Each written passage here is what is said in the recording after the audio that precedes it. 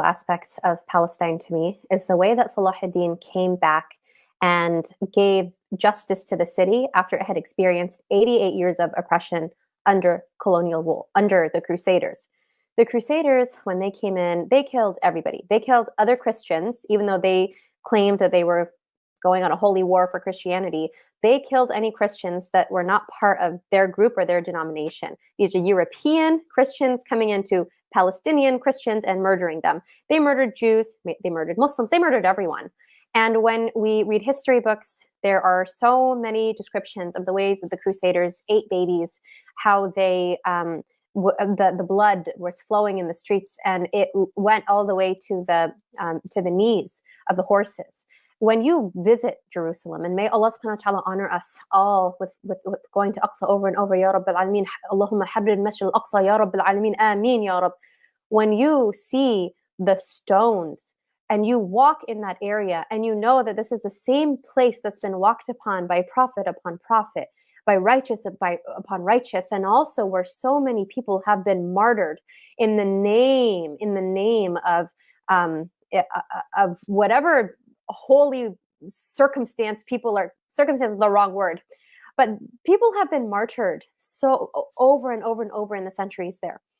However, when Salah ad-Din came, he brought justice to everyone in the city. When you read the descriptions of those who spoke about the justice and the peace that he brought, it was not just for Muslims, it was for everyone. And this is something that our dear brother Mansour Shuman, who may Allah protect him and all of the people of Gaza, he's a Canadian citizen who has been reporting live from Gaza, and he has been kidnapped by the Israel occupation forces. He always spoke and speaks about freedom for all of us, for every person who is experiencing injustice. When Salah ad-Din went into the city, he did so in a victorious moment. However, he didn't just show up and that happened. I've mentioned before, and I don't know if you're aware, that the way that Salah ad-Din came about was actually through a process. What happened in the time of the Crusaders is they entered, and that massacre I just described, there were a few refugees who escaped. They ran away from the city of Jerusalem. And when they ran away, they went into Syria, where there was an imam who was teaching. They are refugees with tattered clothes on their backs, traveling and seeking safety. And there was an imam there who was teaching a halaqah who suddenly sees that these men are coming in. They describe to him what happened, and he goes and he tries to get an audience with the Khalifa at the time. Now, unfortunately, similar to our circumstances today, as a Muslim ruler, this individual did not even give audience to this imam. And so do you know what the imam did? He went in Ramadan to Baghdad, to the biggest masjid in Baghdad, where he knew that this ruler was sitting and listening to the khutbah behind the scenes. There was a special place for the ruler to sit. And this imam went to the front of the masjid in Ramadan, and he started to eat while the khutbah was going on. What do you think your reaction would be if someone walked to the front of the masjid in Ramadan and the imam was giving the khutbah and people are watching this guy and he's standing right next to the imam and he starts to eat? How do you think that the crowd would react? There was an uproar. And then he said, "This is your uproar for me eating in Ramadan? And your brothers and sisters were slaughtered in Aqsa?"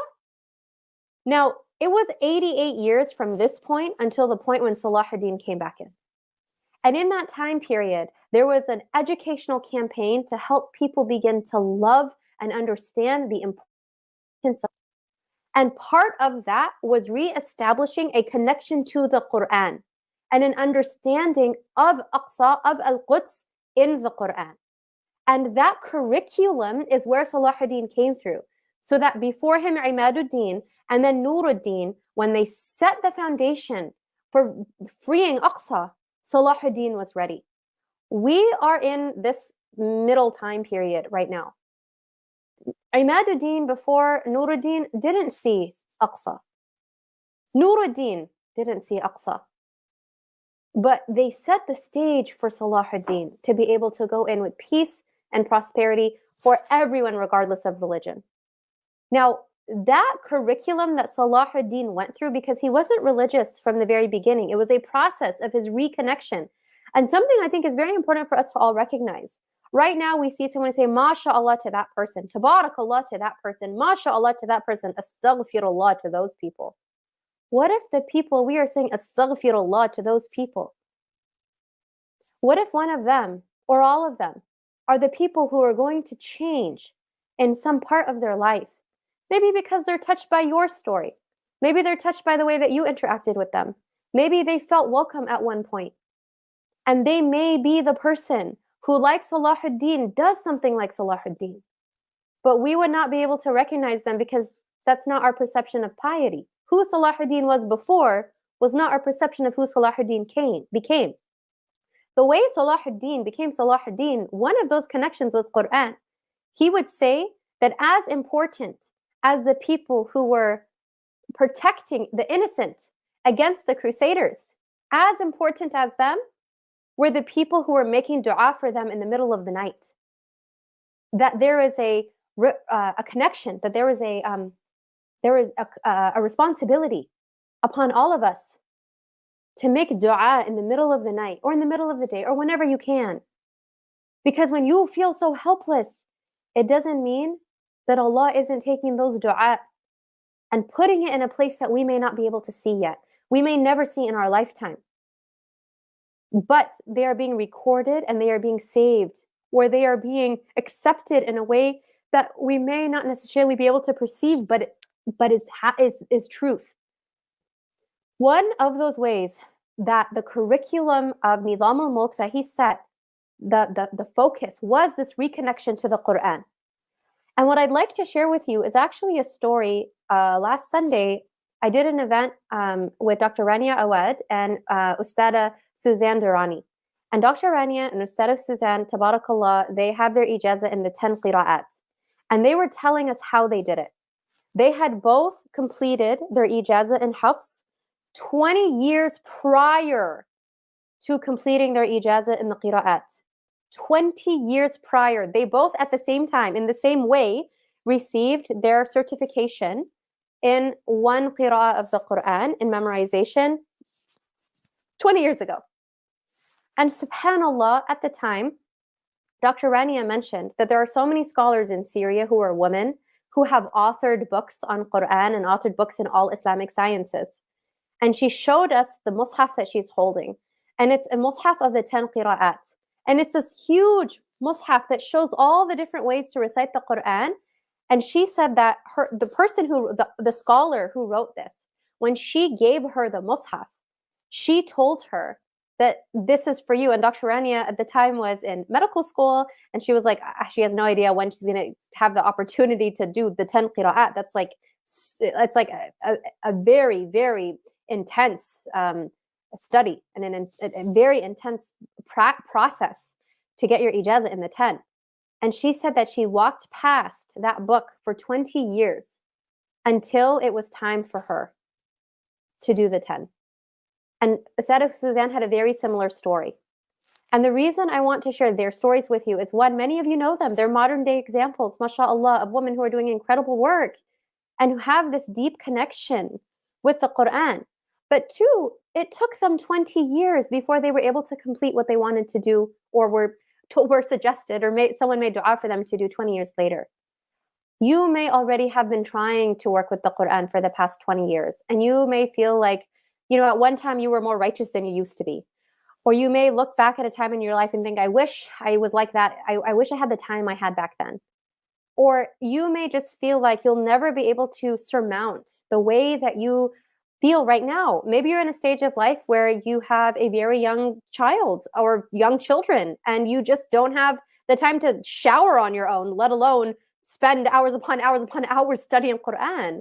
Maybe you, like our dear, dear, dear brother, are processing something that is, affects every part of your life, like your health. And of course, mashallah, our dear, amazing brother said that he recites the Quran at that time. And that is so beautiful. That is your connection to the Quran. Bringing in the Quran does not have to look like I'm going to study it from 9 a.m. until 9 p.m.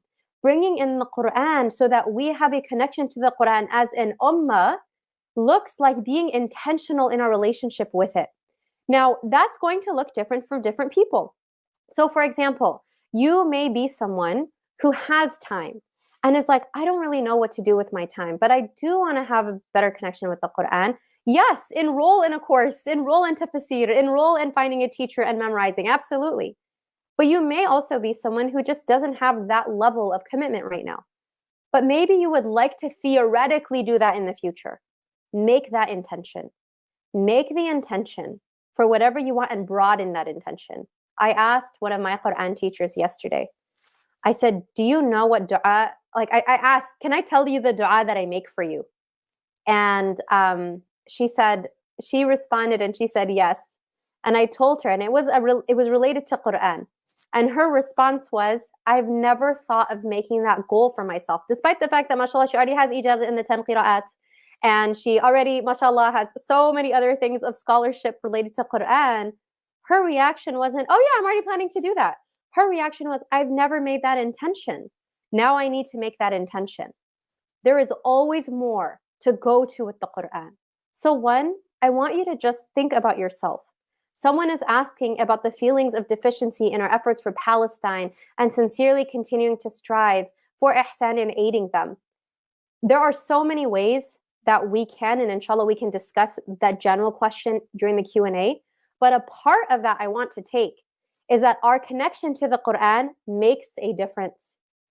Because if we are trying to live the Quran, when I was reciting Surah An-Nisa to Sheikh Abdullah Deeb, there's an ayah that talks about the people who are just with their covenants. They are just with their leadership.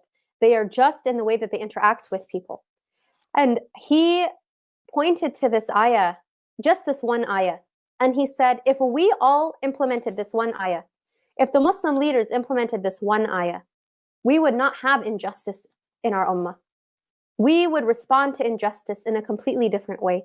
If someone is being unjust to us, how are we going to respond?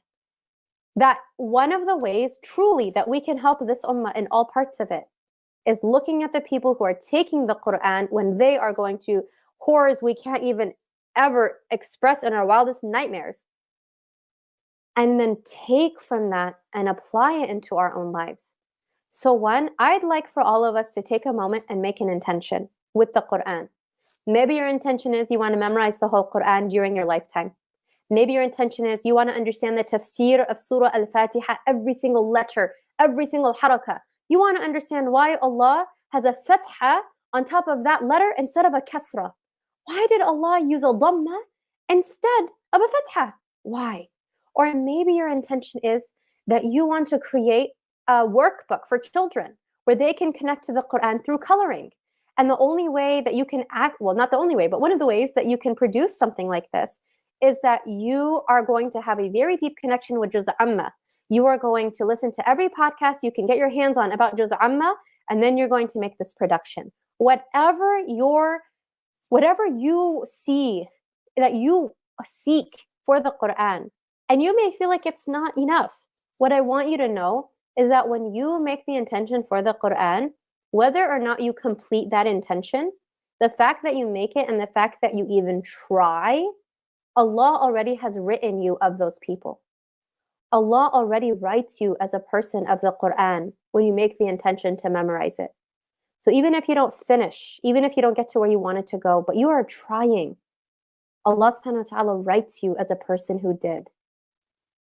There are people who memorize the Quran in their 80s. One of my Quran teachers, Sheikh Muhib, I would watch a Yemeni grandmother come in. She would bring her grandchildren to memorize Quran with him, and she would sit in the corner. And then after their class, she would recite to him. And she was in her 80s, mashallah. There are stories of men and women who memorized the Quran in the 80s, in their 90s.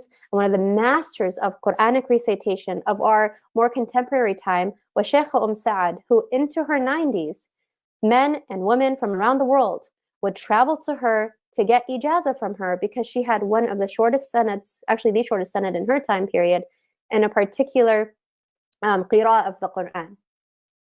There is no time in our life where we have done enough, or where we can say that we need more ideas, I guess, of how to connect with the Quran. because there is a way that we can bring it into every aspect of our lives. So one, just take a moment to make the intention that seeing what's happening in Gaza, seeing what's happening in Sudan, seeing what's happening in the Congo, seeing what's happening in Yemen, seeing what's happening in all different parts of the world, we are going to reconnect to the Quran as a means of helping this ummah change. That we are going to work on restoring justice in our own lives, praying that it's a means of restoring justice in the ummah as a whole. Number one. And number two, falling in love with the Quran is a journey, just like falling in love with someone is a journey. And that doesn't have to be falling in love like a spouse. Falling in love with okay, not falling in love. Okay, loving your friend, loving someone you meet for the first time. You don't just meet them normally, for the first time at a cafe and look at that person and think, I love you. Normally, it's a process. You get to know them. You start to have experiences with them. You are building a relationship with them. And that process is one that we all go through with the Quran. Now, that is a whole different discussion on how to love the Quran. But one thing I would just like to share right now, in our viewing of the Quran, often we see it as, I'm just going to sit and memorize. In Ramadan, I'm going to read as much as I can. But I want to ask you, when was the last time you laid down in bed and you were about to go to sleep and the Quran was on your pillow? When was the last time you hugged the Quran? And I'm not talking about the cultural idea of you drop the Quran and you pick it up and you kiss it. That's a very cultural practice. I'm not talking about that form of respect in that culture. I'm talking about because you just really want to express your physical love with it. How do you express love to someone? You get them gifts, you spend time with them, you use words that share how much you love them. Talk to Allah subhanahu wa ta'ala about the Quran. And when you're holding the Quran and you're pouring out your heart to Allah about Gaza, about this ummah, about your personal circumstances and the heartache that you experience, because I know many of us feel like because of what's happening in Gaza, we can't, the pain, the hardship, everything in our lives doesn't compare. But I'd also like to say, obviously, that's 100% true. And also, you can still be going through hardship. You can still be going through difficulty. And because sometimes the guilt and the horror of what you're seeing and unable to help, and then you don't know how to process, sometimes it makes it even harder for you to deal with what you're dealing with in your life on a personal level, because you don't have the emotional capacity for something that was already so difficult. And now the compounded amount of trauma of just being a witness to what is happening, and then at the same time navigating the tests of your personal life, all of it together can be so overwhelming. And so that's why going back to the Quran as a shifa, that the Quran is what you seek it for, is something that can help us in all of our, not only our relationships with other people, our healing, inshallah, and the journeys that we go through in different ways, and of course work with a professional if necessary as well, but also